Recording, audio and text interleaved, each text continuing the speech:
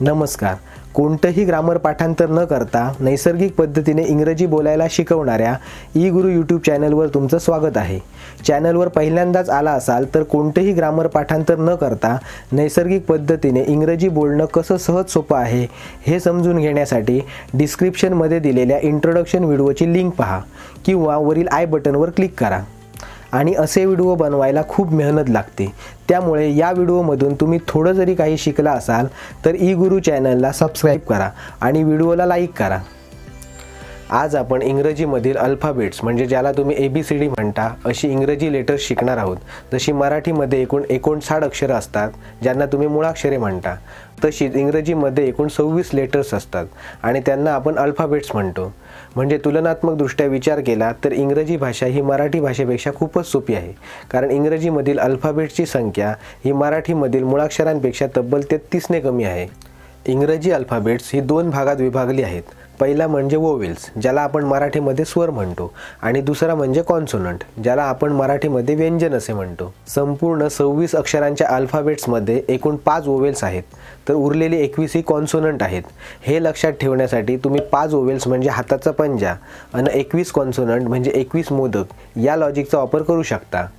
मुळाक्षरातील 12 स्वर म्हणजे अ, आ, E, E, उ, ऊ, ए, ऐ, ओ, औ, आणि आ हे स्वर अल्फाबेट्समधल्या 5 वोवेल्सपासून तयार होतात. जसं की अ साठी ए, आ साठी ए, पहिल्या ई साठी आय, दुसऱ्या ई साठी आय, पहिल्या ऊ साठी यू, दुसऱ्या ऊ साठी यू, ए साठी ई, ऐ साठी ए आय, ओ साठी ओ, औ साठी ए यू, साठी ए एन किंवा ए एम आणि आ साठी ए एच या वोवेल्सचा वापर केला जातो. तर उरलेली 35 व्यंजने ही अल्फाबेट्समधल्या 21 कॉन्सोनंटपासून तयार होतात. तर रू हा एक अर्धस्वर कॉन्सोनंट आर आणि वोवेल्स यू या दोघांनी मिळून तयार होतो. यानंतर याच अल्फाबेट्समधल्या 26 लेटर्सपासून शब्द म्हणजे इंग्रजी वर्ड्स तयार होतात आणि असे अनेक इंग्लिश वर्ड्स एकत्र येऊन वाक्य तयार होतात ज्याला आपण इंग्रजीमध्ये सेंटेन्स असं म्हणतो. अल्फाबेट्समधील या 5 स्वरांचे इंग्रजीमधील उच्चार म्हणजे प्रोनन्सिएशन हे वेगवेगळ्या शब्दांसाठी वेगवेगळे असते. जसं की ए साठी आपण ए, आ, अ आणि ए असा उच्चार करतो. उदाहरण द्यायचं झालं तर ॲपल या शब्दाचा उच्चार करताना आपण एचा उच्चार ए असा करतो, तर आर्ट या शब्दाचा उच्चार करताना आपण एचा उच्चार आ असा करतो. पण ऑस्ट्रेलिया या शब्दाचा उच्चार करताना आपण एचा उच्चार अ असा करतो आणि एअरपोर्ट या शब्दाचा उच्चार करताना आपण एचा उच्चार ए असा करतो. याचप्रमाणे ई साठी आपण ए, अ आणि ई असा उच्चार करतो, तर आय साठी आपण ई, आय, आई आणि अ असा उच्चार करतो. तसेच ओ साठी आपण ओ, अ, उ आणि उ असा उच्चार करतो, तर यू साठी आपण अ आणि उ असा उच्चार करतो. या व्हिडिओमध्ये तुम्हाला अल्फाबेट्स याविषयी जी कन्सेप्ट मी शिकवली आहे ती कॉमन आणि नॉर्मल आहे. अल्फाबेट्स याविषयी प्रॅक्टिस टेस्ट आणि ॲनिमेशनसहित इन डिटेलमध्ये कन्सेप्ट शिकण्यासाठी डिस्क्रिप्शनमध्ये दिलेले ई गुरु ॲप डाउनलोड करा.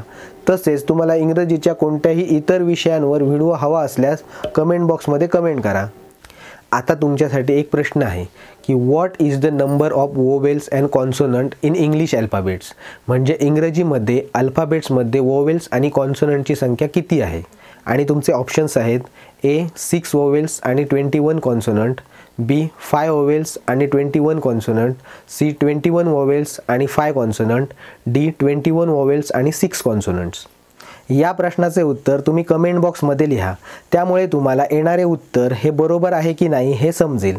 तसेच लिहिल्यामुळे तुमची प्रॅक्टिस होईल आणि तुमचा कॉन्फिडन्स वाढेल. आणि सुरुवातीला सांगितल्याप्रमाणे असे व्हिडिओ बनवायला खूप मेहनत लागते.